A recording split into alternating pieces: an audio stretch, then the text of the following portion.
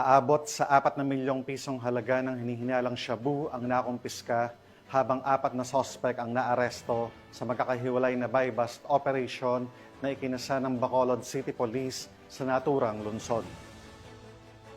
Di naman titigil ang pambansang pulisya sa pagsugpo sa iligal na droga at pagtugi sa mga taong nasa likod ng pagkalat nito sa bansa.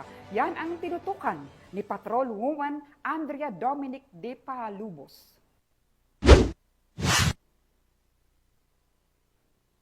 Muling pinatunayan ng Bacolod City Police Office ang kanilang walang sawang laban kontra iligal na droga matapos madakip ang 4 na sospek sa magkasunod na buy-bust operation sa Bacolod City na nagresulta sa pagkakakumpiska ng higit sa 4 na milyong halaga ng hinihinalang shabu nito lamang ika-10 ng Agosto taong kasalukuyan. Sa isinagawang operasyon ng City Drug Enforcement Unit sa pangunguna ni Police Lieutenant Colonel Antonio Benitez Jr., bandang 8:34 ng gabi sa Zone 5 Barangay Handumanan, naaresto ang 2 lalaki na kinilalang sina alias Levy, residente ng Barangay Handumanan, at alias Rihil, residente ng Barangay Estefanía, Bacolod City. Kuha mula sa mga sospek ang humigit kumulang 520 gramo ng hinihinalang shabu na may tinatayang halagang 3,536,000 piso. Makaraan lamang ang ilang minuto, dakong 8:42 ng gabi, isang panibagong operasyon ang isinagawa ng Bacolod City Police Station 8 sa Purok Gracia, Barangay Singkang Airport sa pamumuno ni Police Captain Greque Cayaw, Officer in Charge. Nadakip naman ang 2 sospek mula sa Cadiz City na sina alias Yvonne at alias Richie na kuha mula sa kanila ang tinatayang 80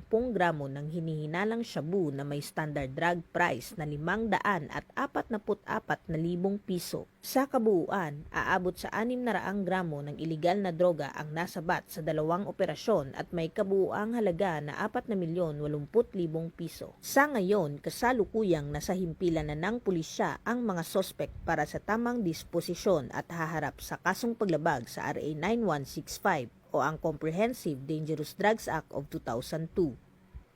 Pinuri naman ni Bacolod City Police Office City Director Police Colonel Joristy P. Coronica ang determinasyon ng kanyang mga tauhan sa matagumpay na operasyon.